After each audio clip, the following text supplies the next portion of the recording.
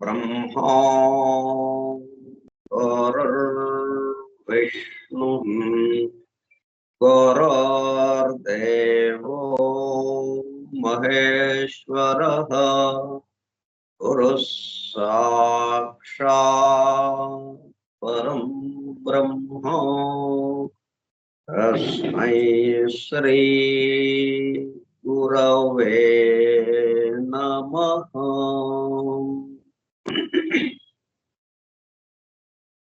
व्यासं वसिष्ठनप्तारं शक्तेः पौत्रमकल्मषम् पराशरात्मजं वन्दे सुखतातं तपोनिधिम् शुक्लाम्बरधरं विष्णुं शशिवर्णं चतुर्भुजं प्रसन्नवदनं ध्यायेत् सर्वविघ्नोपशान्तये।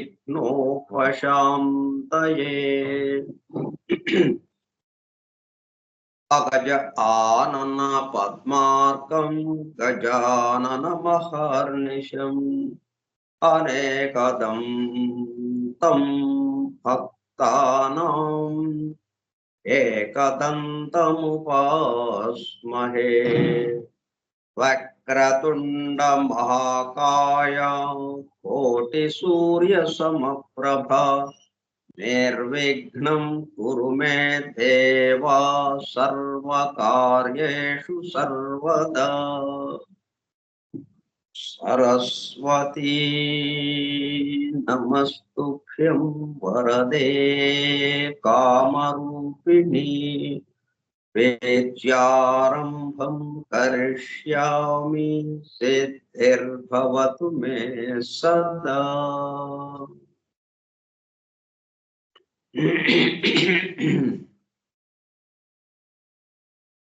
ॐ भूर्भुवः स्वः ॐ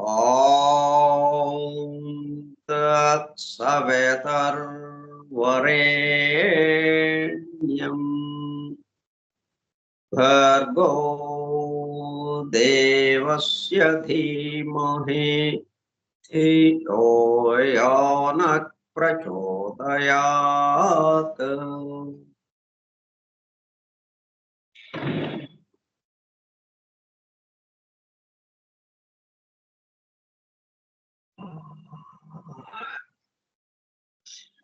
वासुदेव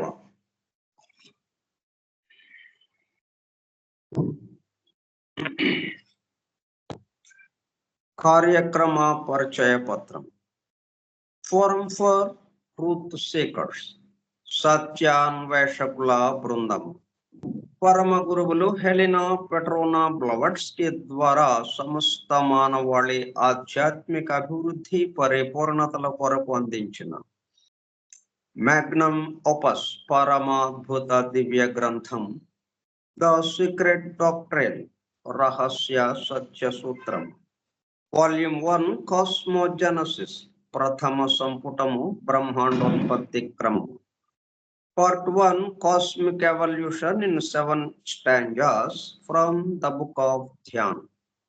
ప్రథమ భాగము ధ్యాన గ్రంథములోని 7 స్టాంజాస్ లో వివరింపబడిన బ్రహ్మాండ పరిణామం. గ్రంథ పఠనము, అధ్యయనము, అవగాహన, ఆత్మదర్శనము కార్యక్రమము. 164వ పాఠము 17/7/2024 బుధవారము సాయంత్రం 4:30 గంటలు. The secret doctrine Skype group లో సుదూర ప్రాంతాలలో ఎవరింట్లో వారు హాయిగా విశ్రాంతి తీసుకుంటూ ఏకకాలంలో ఒకేసారి ఏమి చేస్తున్నాము, వింటున్నాము. ఏమి వింటున్నాము?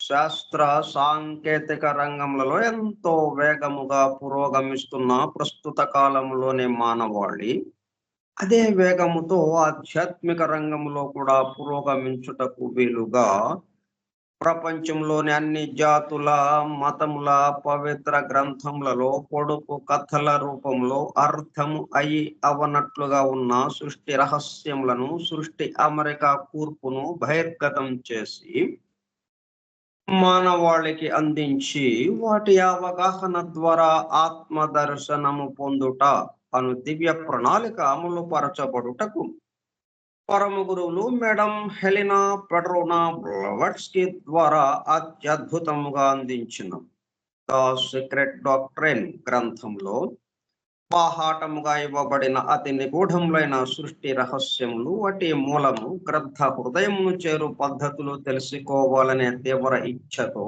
తపనతో సత్యాన్వేషణలో భాగముగా ఎన్నో నిగూఢ విషయములను మరింత లోతుగా తెలుసుకుంటూ సత్యమును చేరు ప్రయత్నంలో మనమందరము ఇక్కడ చేరాము. దానితో పాటు ఆధునిక విజ్ఞానం యొక్క దృష్టి పథము నుండి తప్పిపోయిన తత్వ దర్శన అన్వేషణలో అనగా సత్యాన్వేషణ కొరకు కూడా ఈ గ్రంథము దగ్గరకు వచ్చాము.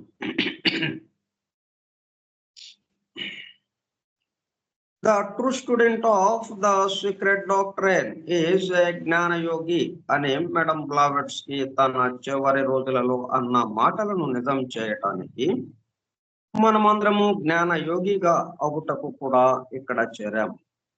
గత 2 సంవత్సరముల 8 నెలల కాలము పాటు ద సీక్రెట్ డాక్టర్ గురించి తెలుసుకోవడానికి ప్రయత్నించిన మనము ప్రస్తుతము ఇక్కడ చేరి ద సీక్రెట్ డాక్టర్ ను తెలుసుకుంటూ ఆపై సమస్త విశ్వముగా రూపుదాల్చిన ద సీక్రెట్ డాక్టర్ యందు ప్రవేశించి ద సీక్రెట్ డాక్టర్ గా స్వస్థితి యందు మేల్కాంచుటకు చేస్తున్న చిరు ప్రయత్నమే ఈ కార్యక్రమం.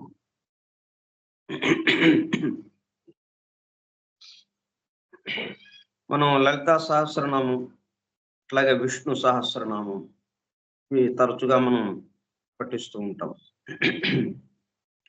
పారాయణ చేస్తూ ఉంటాం. మరలా అవే పదాలు, కానీ అవన్నీ ఎట్లా ఉన్న 1000 నామాల్లో సమస్త సృష్టి నిబద్ధింపబడింది. దాంట్లో లేని విషయం అంటూ లేదు అన్నట్టుగా సమస్త విషయాలు దాంట్లో కూర్పు చేసి ఇచ్చారు. అలాగే మనం ఈ కార్యక్రమ పరిచయ పత్రం దీంట్లో కూడా ఆ పద్ధతిలో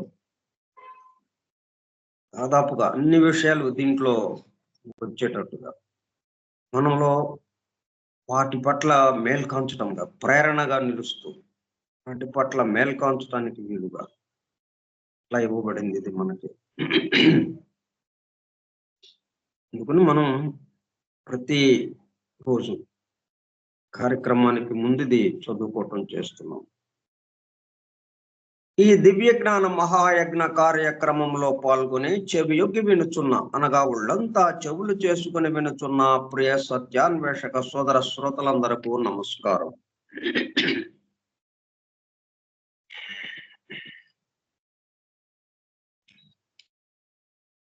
అని బెసెంట్ ద్వారా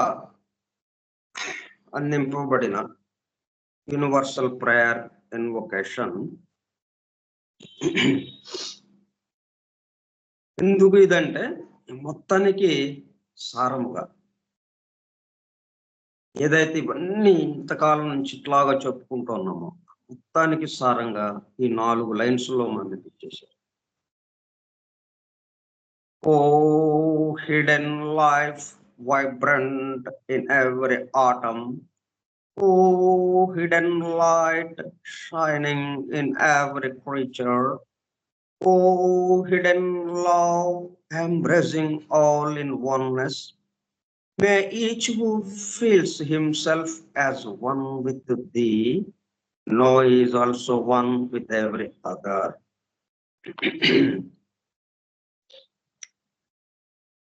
మనం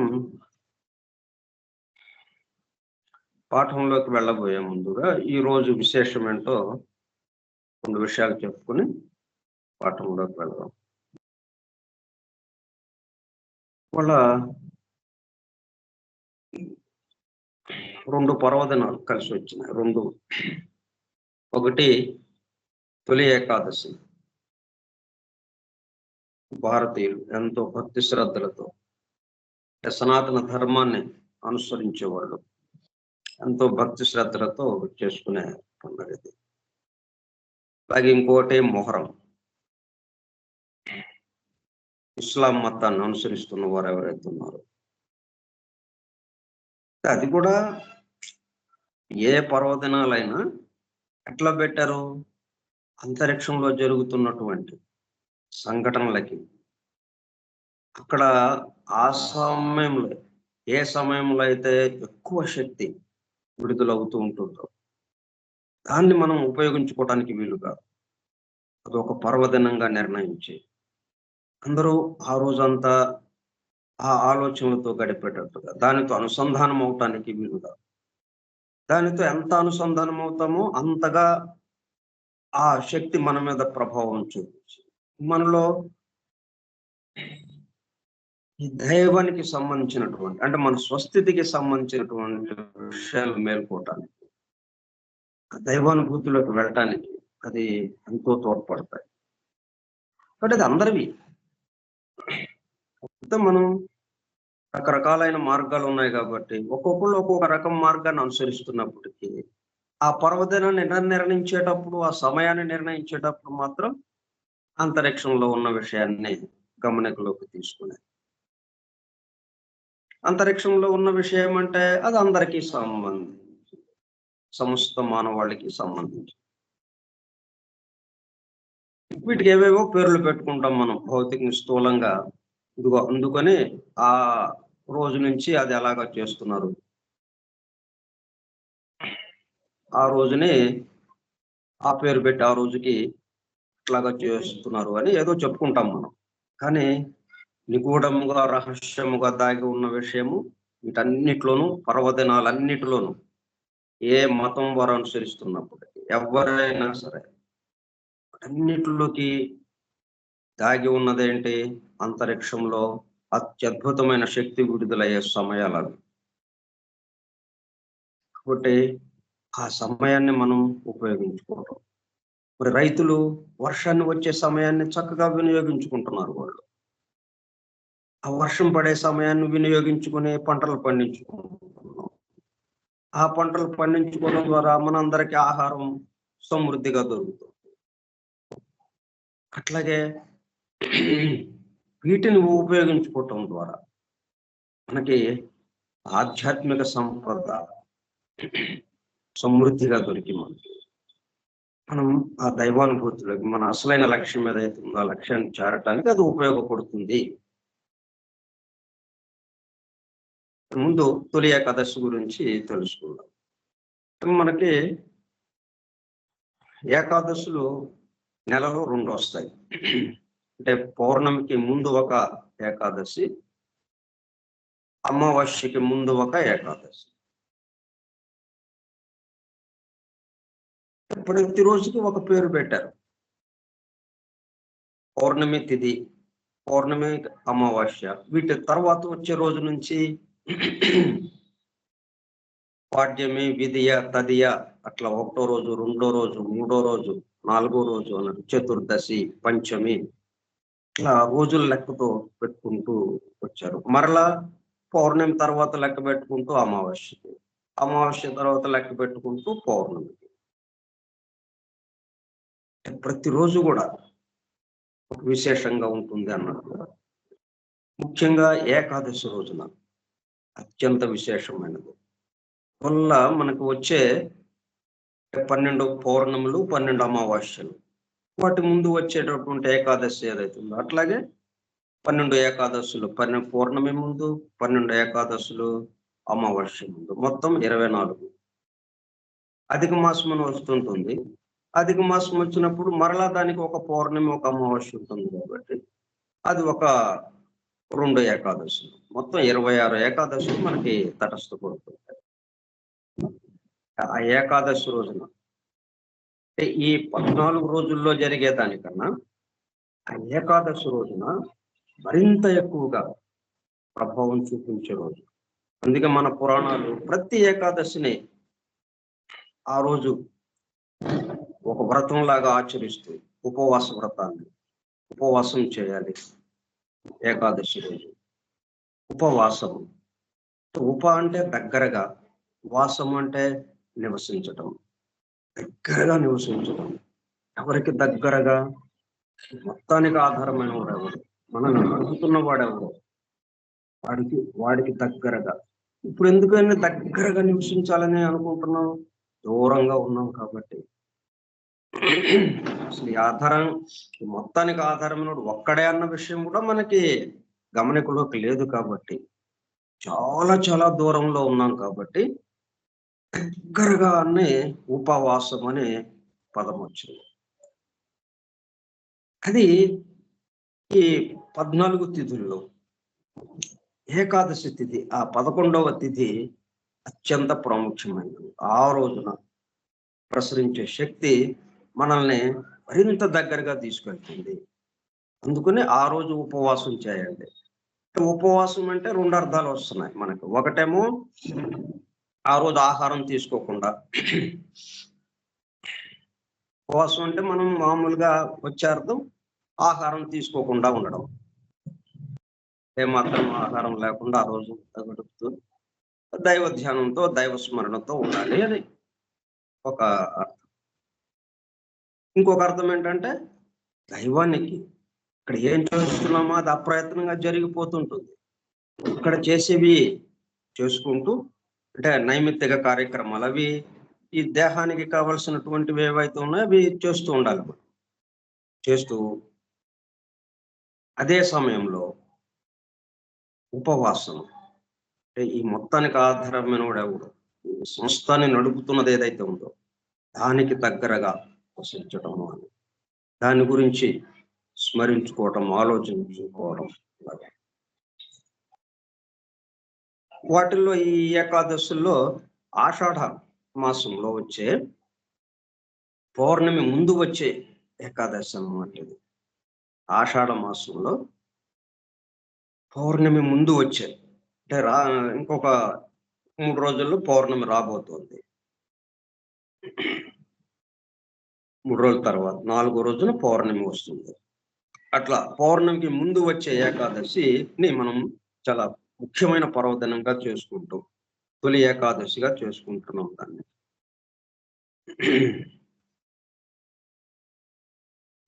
ఈ రోజు నుంచి శ్రీ మహావిష్ణువు పాల సముద్రంలో శయనిస్తాడు కనుక దీన్ని శయన ఏకాదశి అని కూడా అంటారు.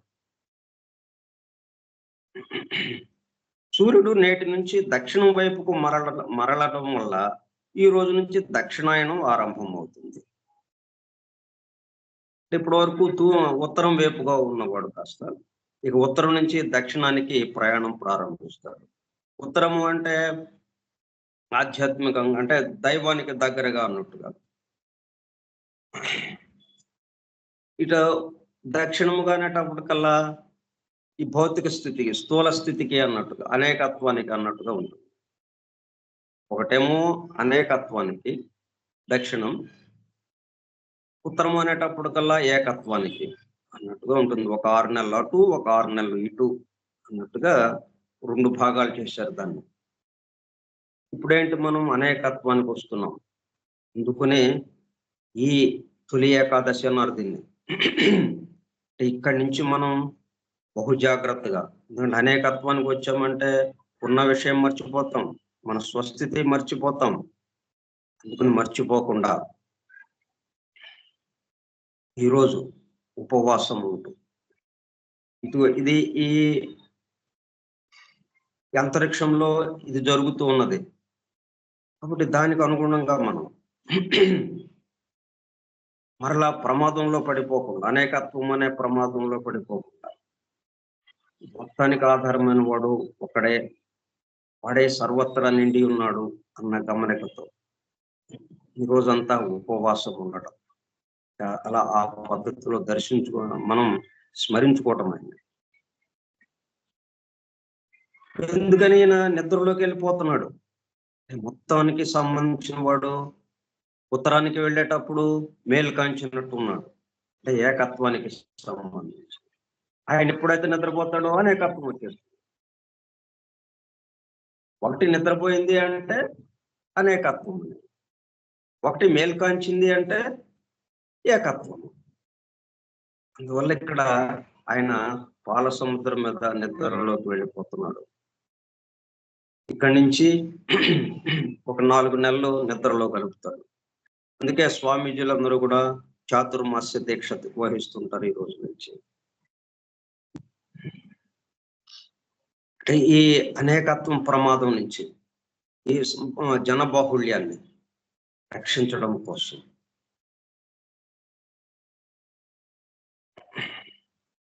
ఓకే, దీనిని ప్రకృతిలో జరిగే మార్పులకు సంకేతంగా చెప్పుకోవచ్చు. ఇట్లా మనం ఏ పర్వదినం నిర్ణయించుకున్నా కానీ అది ప్రకృతిలో జరిగే మార్పులకి సంబంధించిందిగా ఉంటుంది. దాన్ని ఉపయోగించుకునేటట్టుగా ఇది ఏర్పాటు చేశారు. అది మనం మొట్టమొదటిగా గుర్తుపెట్టుకోవాల్సింది. ఒక పర్వదినం వచ్చింది, వాళ్ళ గొప్ప దినం అండి, వాళ్ళ ఒక పండుగ అండి, ఇంకొకటండి అని మనం ఏది చెప్పుకున్నా కానీ అది ఏంటి, ప్రకృతిలో జరిగే మార్పుకి సంబంధించిందిగా ఉంటుంది. ఏకాదశి రోజున కర్షకులు పొలానికి వెళ్ళి కొత్త కూలీలను మాట్లాడడం, కొత్త ఒప్పందాలు కుదుర్చుకోవడం చేస్తారు. మొక్కజొన్న పేలాలను దంచి అందులో నూరిన బెల్లం కలిపి విష్ణుమూర్తికి నివేదిస్తారు. ఇది కూడా మరి ఆరోగ్యానికి సంబంధించిన విషయంగా.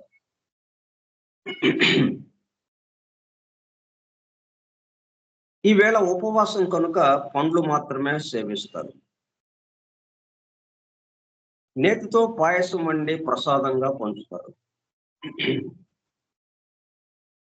అంటే పండ్లు మాత్రమే సేవిస్తారు అంటే ఆ విష్ణుమూర్తికి నివేదించినవి, మన యొక్క కర్మఫలాలన్నిటిని మనం ఏ పని చేసినా కానీ దాని యొక్క ఫలితం మనది కాకుండా ఆయనకి సమర్పించి అప్పుడు దాన్ని తీసుకోవటం మనం. దానివల్ల ఏమవుతుంది, దాని కర్మ ఫలితానికి సంబంధించిన విషయం అంతా మనకేమీ బంధింపబడకుండా అలా జరుగుతుంది. అందుకని నివేదించటం, ముందు ఆయనకి నివేదించి తర్వాత దాన్ని ప్రసాదంగా తీసుకోవటం. అప్పటికల్లా మనం ఏ పని చేసినా కానీ ఆయనకి నివేదించడం, ఆయనకి సమర్పించడం, దాని యొక్క ఫలితం మనం ప్రసాదంగా ఇవ్వబడుతుంది. కాబట్టి బంధింపబడటం లేదు అక్కడ. మీరు దానికి సంకేతంగా, అంటే కర్మఫలాలు మనల్ని బంధించటం అన్న విషయం లేకుండా ఉండడం కోసం నివేదించటం, ప్రసాదంగా తీసుకోవటం. ఇట్లా మన పనులన్నీ నివేదించడం, సమర్పించడం స్వామికి. మొత్తానికి ఆధారమైన వాడెవడో వాడికి సమర్పించడం, సమర్పించి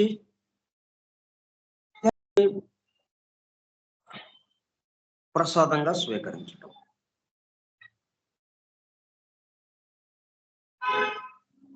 నేతితో పాయసం వండి ప్రసాదంగా పంచుతారు. ఏకాదశి నాడు ఉపవసించి విష్ణు సహస్రనామ పారాయణం చేస్తే అనుకున్న కార్యాలు దిగ్విజయం కావడంతో పాటు మోక్ష ప్రాప్తి కలుగుతుందని, సత్యనారాయణ స్వామి వ్రతాన్ని ఆచరిస్తే కోరుకున్నవి నెరవేరుతాయని నమ్మకం.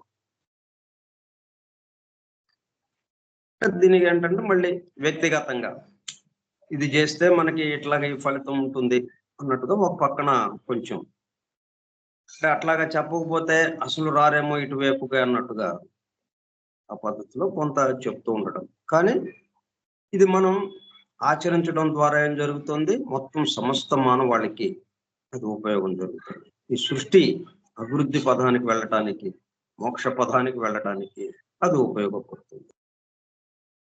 సృష్టి కోసమే కానీ, సృష్టిలో ఉన్న ఈ సమస్త మానవాళి కోసమే కానీ, సమస్త జీవుల కోసమే కానీ ఇంకొక దాని కోసం ఏది ఇక్కడ పనులు లేవు. వ్యక్తిగతం అన్నది అసలు లేనే లేదు. అది అలాగుంది. తర్వాత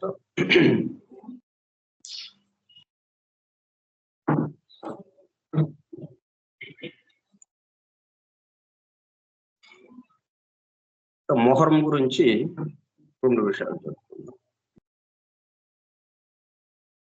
దేవుడు భూమి ఆకాశాలను సృష్టించిన నాటి నుండి నెలల సంఖ్య 12 మాత్రమే.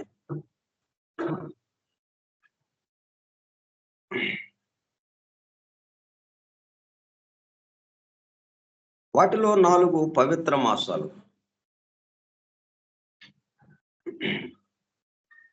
అంటే మూడో భాగం అన్నట్టు కాదు, 4 మాసాలు. అందులో మొహరం కూడా ఒకటి. ప్రవక్త ప్రవచనం ప్రకారం 12 నెలలు ఒక సంవత్సరం. అందులో 4 నెలలు గౌరవప్రదమైనవి. జుల్ఖాదా, జుల్హిజ్జా, మొహరం, రజబ్ నెలల పేర్లు. కనుక ఈ నెలలో ఎక్కువగా సత్కార్యాలు ఆచరిస్తూ పాపాలకు దూరంగా ఉండాలి. సమాజంలో సత్యం, న్యాయం, ధర్మం, మానవీయ విలువల పరిరక్షణకు కృషి చేయాలి.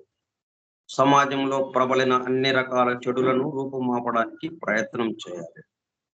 సతతం దైవభీతితో గడపాలి. తక్కువ అంటారు దైవభీతిని. అప్పుడే దైవ సహాయం లభిస్తుంది. ఈ నెల ఘనతకు సంబంధించిన మహమ్మద్ ప్రవక్త ఇలా అన్నారు: మొహరం అల్లాహు నెల. రంజాన్ ఉపవాసాల తరువాత శ్రేష్టమైన ఉపవాసాలు మొహరం ఉపవాసాలే. అంటే సంవత్సరంలో మొదటి నెల అన్నమాట వీళ్ళకి ఇది మొహరం అన్నది.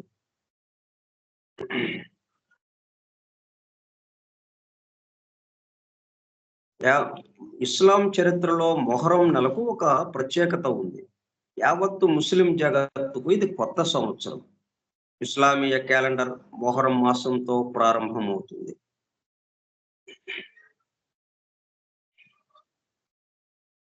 అంటే ఎవరు ఎట్లాగా ప్రారంభించుకున్నా కానీ ఒక్కొక్క సంప్రదాయాన్ని అనుసరించే వాళ్ళు ఒక్కొక్క రోజునే ప్రారంభించుకుంటూ ఒక్కొక్క నెల పెట్టుకునే 12 నెలలు అందరికీ అందరికీ సంబంధించింది ఒకే విషయం కామన్గా. ఆ 12 నెలల్లో ఎక్కడి నుంచి ప్రారంభం, మొదటి నెల ఎక్కడి నుంచి ప్రారంభం అన్నది ఎవరు ఎట్లా పెట్టుకున్నా కానీ ఈ కాలం మాత్రం అలా దొర్లుతూ వెళుతూనే ఉంటుంది. కాలం ఈ ప్రకృతి దాని నడక అది అలాగ వెళుతూనే ఉంటుంది. అయితే వీళ్ళు పెట్టుకోవడంలో ఆ ప్రకృతిలో జరిగే విశేషాలకి అనుగుణంగా దాన్ని అందిపుచ్చుకుంటూ ఒక్కొక్క సంప్రదాయం వాళ్ళు ఒక్కొక్క రోజుని ప్రారంభ దినంగా పెట్టుకున్నారు. ఒక ప్రారంభం నెల, ఆ నెలలో ప్రారంభపు రోజు. కానీ అదంతా ప్రకృతిలో అందరికీ సంబంధించిన మొత్తం అందరినీ తీసుకెళ్తున్నటువంటి ఆరాధన. ఆ కాలచక్రం అందరినీ తీసుకెళ్తుంది కదా. మనము కొంతమందిని వాళ్ళకి తగినట్టుగా ఇంకొక కాలచక్రం, వీళ్ళకి తగినట్టుగా ఇంకొక కాలచక్రం ఉండదు. సమస్త విశ్వానికి సంబంధించి ఒక కాలచక్రం అది తీసుకెళ్తూ ఉంటుంది, అందరినీ తీసుకెళ్తూ ఉంటుంది. ఒక్కొక్కళ్ళం ఒక్కొక్క రోజుకి ప్రాధాన్యత ఇస్తుంది. అట్లాగే ఇవ్వడంలో ఆ ప్రకృతిలో జరుగుతున్నటువంటి మార్పులు, అక్కడ జరుగుతున్నటువంటి అద్భుతమైన శక్తి ప్రసారం దాన్ని అందిపుచ్చుకోవడానికి అన్నట్టు.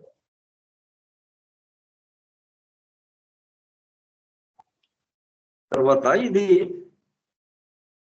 ఇస్లామీయ క్యాలెండర్ మొహరం మాసంతో ప్రారంభమవుతుంది. ఈ మాసంలో ఒక విషాద సంఘటన జరిగినప్పటికీ అది యాదృచ్ఛికమే తప్ప మరొకటి కాదు.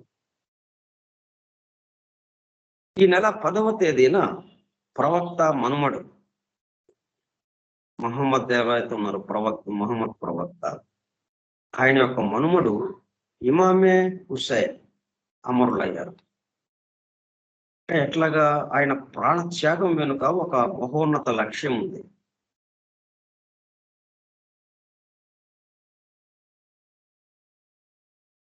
ఎట్లాగా ప్రాణత్యాగం చేశాడు? సత్యం కోసం, న్యాయం కోసం, ధర్మం కోసం, విలువల కోసం, హక్కుల కోసం, ఇస్లామీయ ప్రజాస్వామ్య పరిరక్షణ కోసం హజరత్ ఇమామే హుసైన్ అమరగతి పొందిన చారిత్రక రోజు. అమరత్వం అనేది మానవ సహజ భావోద్రేకాల పరంగా బాధాకరం కావచ్చునేమో, కానీ విషాదం ఎంత మాత్రం కాదు. కర్బలా సాక్షిగా ఒక విశ్వాసి పోషించవలసిన పాత్రను ఆయన ఆచరణాత్మకంగా నిరూపించారు. అందుకే ఆ మహనీయుడు అమరుడై దాదాపు 1000 సంవత్సరాలు కావస్తున్నా నేటికి కోట్లాది మంది ప్రజలకు, ప్రజాస్వామ్య ప్రియులకు ఆదర్శంగా, స్ఫూర్తిగా నిలిచారు. అందుకే ప్రతి ఏటా మొహరం నెలలో ఆయన త్యాగాన్ని ప్రపంచవ్యాప్తంగా కోట్లాది మంది ప్రజలు స్మరించుకుంటారు.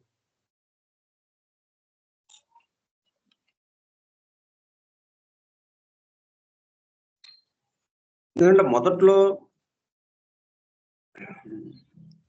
ముస్లిం యొక్క ప్రధానమైనటువంటి విషయం ఏంటి? ఇస్లామీయ ప్రజాస్వామ్యంలో మహమ్మద్ ప్రవక్త నిర్యాణం తర్వాత ఖలీఫాల పాలన మొదలైంది. వారి పాలనలో ప్రజాస్వామ్యం పరిఢవిల్లింది. ఇస్లామీయ ప్రజాస్వామ్యంలో మొట్టమొదటి సూత్రం దేశం దైవానిది, దేశవాసులు ఆయన పాలితులు, అంతేకాని పాలకులు ప్రజలకు ప్రభువులు ఎంత మాత్రం కాదు. ప్రజలకి పాలకుడు ఎవరు అంటే ప్రజల సేవకుడు అని. ప్రజలందరికీ సేవకుడు పాలకుడు అంటారు. కానీ పాలకుడికే సేవకులు ప్రజలు కాదు. వంటి చక్కటి ఆదర్శంతో దేశాన్ని పెట్టుకున్నారు. ఎందుకంటే దేశం దైవానిది, దేశవాసులు ఆయన పాలితులు. ఇస్లామీయ రాజ్యానికి దైవ భీతి, సత్శీలత, జవాబుదారీతనం ప్రాణం లాంటివి. పాలకులు ఈ సుగుణాలకు ప్రతిరూపంగా ఉండేవారు. కానీ ఖలీఫాల తదనంతరం కాలంలో పరిస్థితులు మారిపోయాయి. దైవ భీతి, జవాబుదారీతనం, ప్రజాస్వామ్య భావనలకు భంగం ఏర్పడింది. యజీద్ రాచరికం రూపంలో పురుడు పోసుకున్న దుష్పరిమాణాలు ఇస్లామీయ ప్రజాస్వామ్య భావనను తుంగలో తొక్కాయి. ఇది దేనికి ప్రతీక? ఆసురీ శక్తి, దైవీ శక్తి, ఈ రెండిటి యొక్క నిరంతర ఘర్షణ, నిరంతరం ఒకదాని మీద ఒకటి ఆధిపత్యం వహించాలి అనేది. అందువల్ల కొంతకాలం ప్రశాంతంగా హాయిగా ఉన్నట్టుగా ఉంటుంది. కానీ మరి కొంతకాలం వెంటనే మొత్తం ఆ పరిస్థితి అంతా చెదరిపోయి గందరగోళ పరిస్థితులు ఏర్పడతాయి. ఎందుకంటే ఆసురీ శక్తి ఆధిపత్యం వహించడం మొదలు పెడుతుంది. ఎందుకంటే దైవీ శక్తి బలహీనపడటం. దైవీ శక్తి ఎందుకు బలహీనపడింది? సమస్త మానవాళి వాళ్ళ యొక్క కర్మ ఫలాలకి తగినట్టుగా విధంగా జరుగుతూ ఉంటుంది.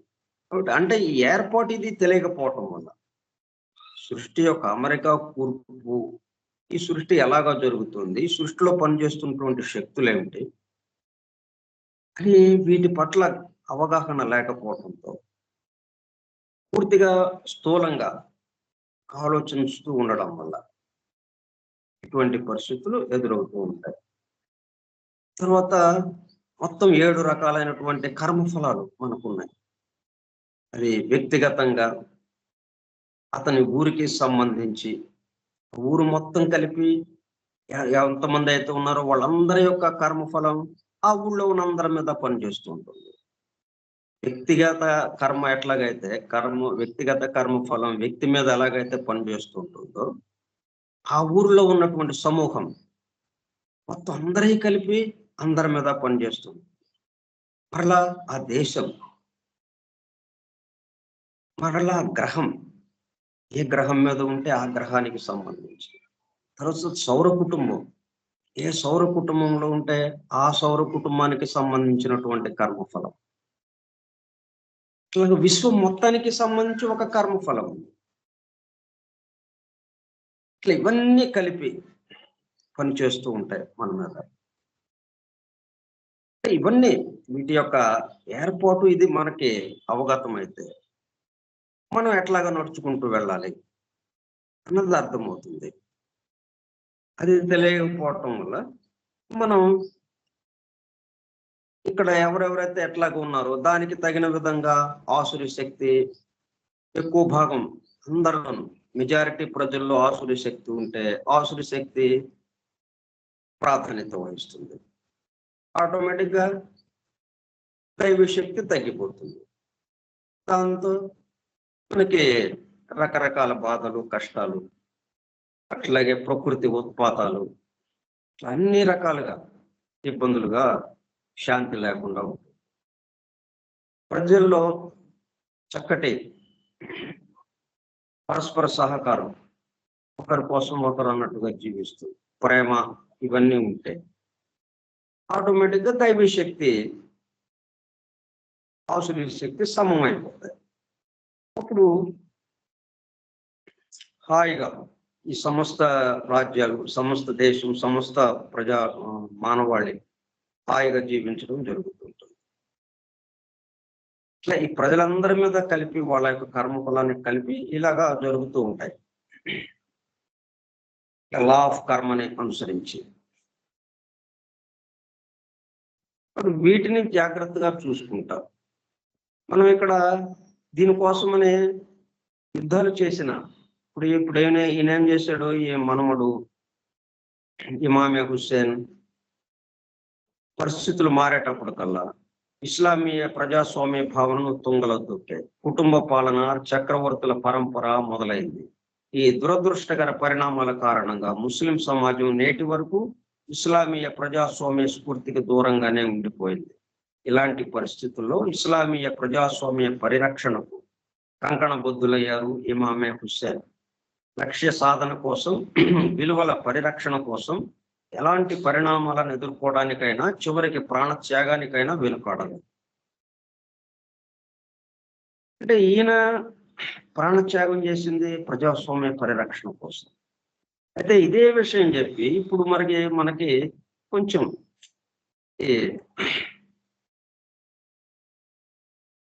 ఈ ప్రపంచవ్యాప్తంగా మనకి ఎన్నెన్నో ఇబ్బందులు కలుగజేస్తూ ఉన్నారు. మరి ఈ సమాజమే, ఇస్లామిక్ సమాజమే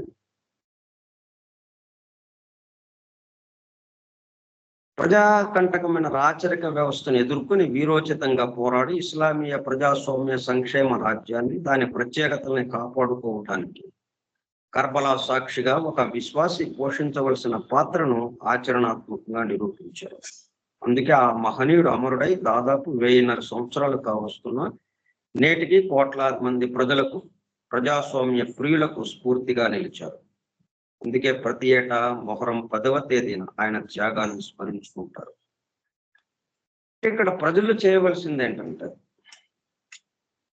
దాన్ని వ్యతిరేకించడం కోసం ఇప్పుడున్న పరిస్థితుల్ని, ఇప్పుడు చాలా దారుణమైన పరిస్థితులు ఉన్నాయి అనుకుందాం, ఎస్ ఓకే, అయితే వాటిని బయటపడాలని అందరికీ ఉంటుంది అటువంటి దారుణమైన పరిస్థితులు. ఎందుకంటే దారుణమైన పరిస్థితులు కల్పించే వాళ్ళు చాలా తక్కువ మంది ఉంటారు, దానివల్ల బాధను అనిపించే వాళ్ళు ఎక్కువ మంది ఉంటారు. అది తమాషా ఇక్కడ. ఇక్కడ చేయవలసింది ఏంటి, వీళ్ళందరూ ఒక గుంపుగా ఏర్పడి యుద్ధం చేయటం, వాళ్ళ మీద యుద్ధం చేయటం అనేది. కానీ అది తాత్కాలికమైనటువంటి పరిష్కారమే కానీ శాశ్వత పరిష్కారం కాదు. దానికి పరిష్కారం, శాశ్వత పరిష్కారం ఉన్న విషయం ఏంటి? ఈ సృష్టి యొక్క అమరిక కూర్పు ఏమిటి? ఇటువంటి పరిస్థితులు ఎందుకు వచ్చినాయి అని కొంచెం ఆలోచించి మన యొక్క కర్తవ్యం ఏంటి? మన కర్తవ్యం వాళ్ళ మీద యుద్ధం చేయటం కాదు. యుద్ధం చేయటం కాకుండా సమస్తమందు ఉన్నటువంటి ఆయనను గురించిన విషయం ఆలోచించు లాగా ఉంటే అప్రయత్నంగా, ఎందుకంటే వీళ్ళు ఎక్కువ మంది ఉన్నారు. ఇప్పుడు వీళ్ళంతా దైవస్మరణగా, దైవానుభూతిలో అంటే అలాగా దైవం గురించి ఒకే ఏకత్వ సూత్రంగా వచ్చేటప్పుడు కల్లా అందరి యందు అంటే అక్కడ ఎవరైతే ప్రజా కంటకంగా పరిపాలిస్తున్నారో వాళ్ళు దైవానికి సంబంధించిన వాళ్ళ రూపంలో దైవము అట్లాగా చేస్తున్నారు. అట్టుగా సృష్టి యొక్క అమరిక కూర్పుని మనం అవగాహన చేసుకుంటే ఆటోమేటిక్ గా దైవ శక్తి పెరుగుతున్నది. దైవ శక్తి పెరిగేటప్పుడు కల్లా ఆసురి శక్తి అప్రయత్నంగా తగ్గిపోతుంది. అది శాశ్వత పరిష్కారం. అంతేగాని వాళ్ళ మీద యుద్ధం చేస్తే, సరే ఇప్పుడు యుద్ధం చేశాం, వాళ్ళు ఏదో ఓడిపోయారు, ఇది వీళ్ళు విజయం సాధించారు, మరి ఈయన విజయం సాధిస్తే ఎంతకాలం ఉంటుంది? అది మళ్ళీ మొదలెడుతుంది. అట్లా అందుకే మనం పురాణాల్లోని కథలన్నీ దేవతలు రాక్షసుల మధ్యన నిరంతర యుద్ధాలు, అంతం లేని యుద్ధాలు, ఇప్పుడు యుద్ధాలే అన్నట్టుగా మనకి కథలు ఉంటాయి. అంటే అసలైన పరిష్కారం కేసు వెళ్లకుండా ఇక్కడ వాళ్ళని ఆసురీ శక్తిని దమిస్తే, దాన్ని తగ్గించేస్తే, దాన్ని అదిమేస్తే మనం మామూలు హాయిగా ఉంటాం అన్న భావన, అది మన తాత్కాలికంగా విజయానికేసి తీసుకెళ్తుంది. కానీ అది శాశ్వత పరిష్కారంగా ఇవ్వటలేదు. మరలా అది లేస్తూ ఉంటుంది.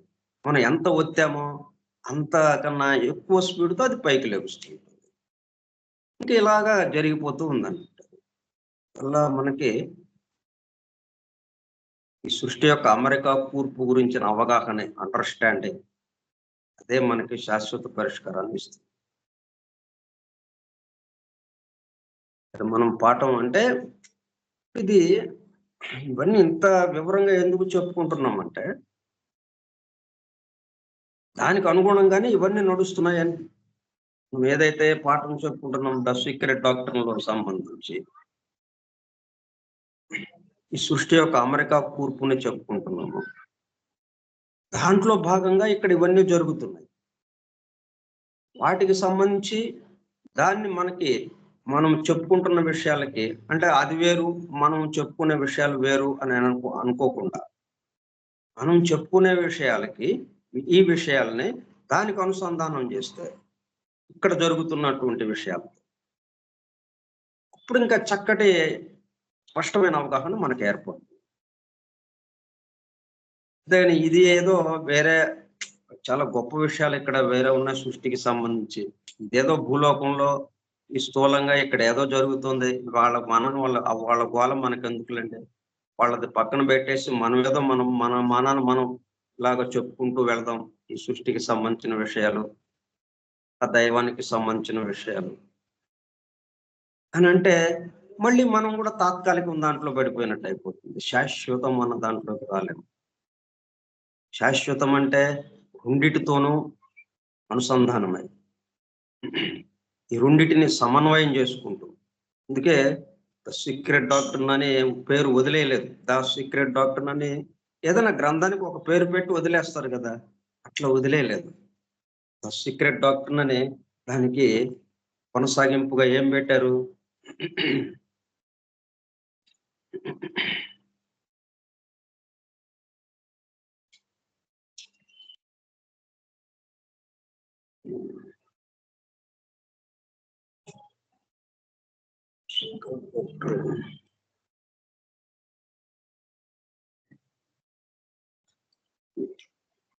The synthesis of science, religion and philosophy. వీటి యొక్క సమన్వయం దేనికి దానికి సపరేట్ వేరు కాకుండా ఏ రంగమైనా కానీ అది సైన్సా, లేకపోతే మతమా, లేకపోతే తత్వమా, వేదాంతమా, వేదాంత తత్వమా, ఏదైనా కావచ్చు, ఎటువంటి అయినా కానీ వీటి ఎన్ని రకాలు ఉన్నాయో అన్ని రకాల మధ్యన ఉన్న సమన్వయం సాధించటం, మంచి చెడు మధ్య సమన్వయం సాధించటం. అంతేగాని చెడు మీద మంచి గెలుపు ఏమి కుదరదు, అది తాత్కాలికం. మంచి చెడు సమన్వయం చేసుకుని మంచి చెడునికి అతీతంగా ఉన్న విషయంలోకి వెళ్ళాలి మనం. అంతేగాని ఇక్కడ కూర్చుని ఇక్కడ మంచి చెడు ఉంది, పుణ్యము పాపము ఉంది, ఒకదాని మీద ఒకటి విజయం సాధించాలి. చెడు మీద మనం చెప్తూ ఉంటారు, ఇది రాక్షసులు బాగా పెరిగిపోయారు, అందుకనే ఆమె వచ్చి మహిషాసుర మర్దని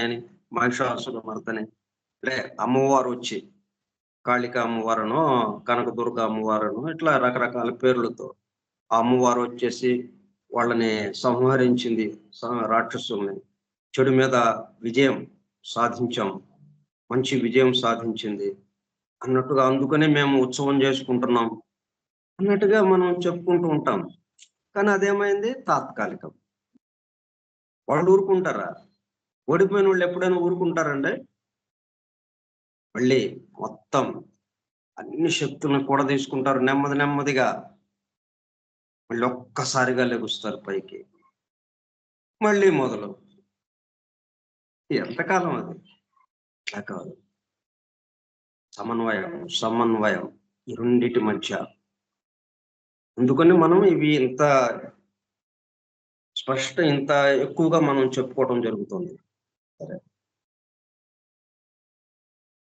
సరే, ఈ శ్లోక మనం స్టాంజా 1 లో ఉన్నటువంటి 9వ శ్లోకంలో ఉన్నాం మనం. 9వ శ్లోకం ప్రథమ భాగంలో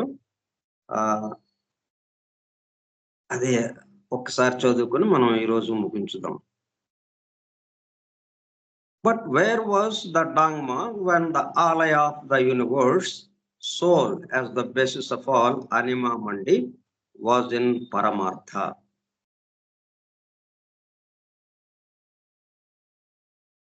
ప్రళయ స్థితిలో అంటే పరనిర్వాణ స్థితిలో, మోక్ష స్థితిలో, ఏకత్వ స్థితిలో ఉండగా అది ఉన్నట్టు ఎలాగా తెలుస్తుంది అన్నది. ఆ డాంగ్మా ఎక్కడ ఉంది? ఎందుకంటే డాంగ్మా ద్వారానే కదా మనకి ఇది ఉన్నది, ఇది జీవ చైతన్యము. ఆ యొక్క స్పందనని వాళ్ళు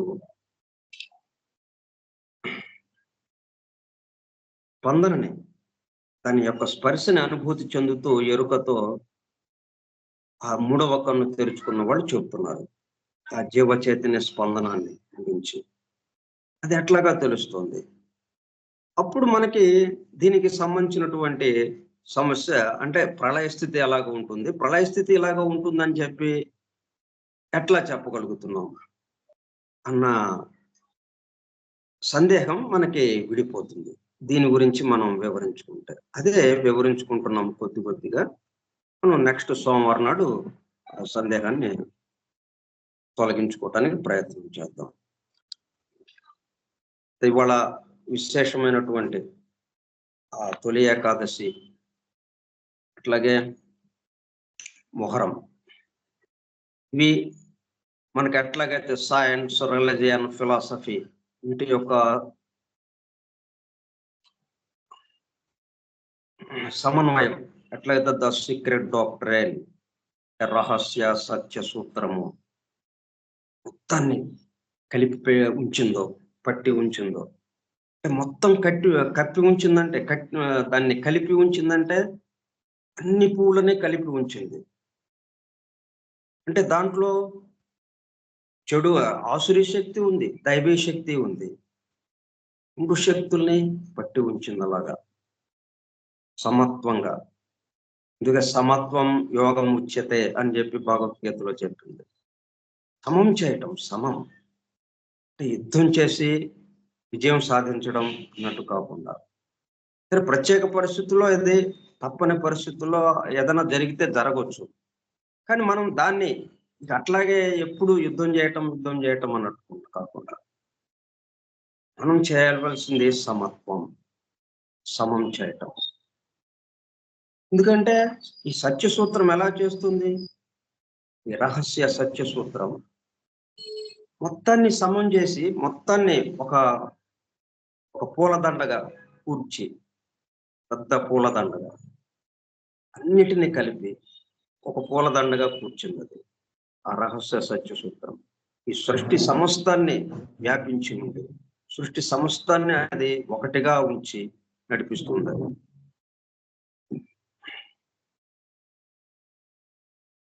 మనం చెప్పుకుంటున్నాం కాబట్టి దీన్ని ఇట్లాగా ఈ పండగలు ఇట్లాగా వస్తే, ఎవరి పండగైనా కానీ, ఎటువంటి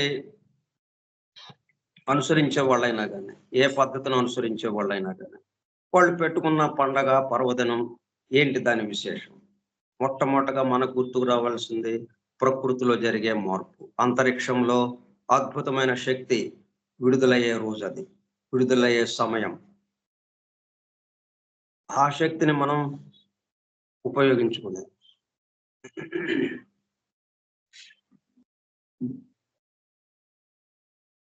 మనం ఈ సమత్వంలోకి రావటం. అందుకోసం వీటిని కొంచెం వివరంగా చెప్పుకోవడం జరిగింది. మిగతా విషయాలు మనం సోమవారం నాడు, వచ్చే సోమవారం చెప్పుకుందాం. స్వస్తి ప్రజాభ్యః పరిపాలయంతాం న్యాయేణ మార్గేణ మహీం మహిషాః. ఓ బ్రాహ్మణేభ్యః శుభమస్తు నిత్యం. లోకాః సమస్తాః సుఖినో భవంతు. లోకాః సమస్తాః సుఖినో భవంతు. లోకాః సమస్తాః సుఖినో భవంతు.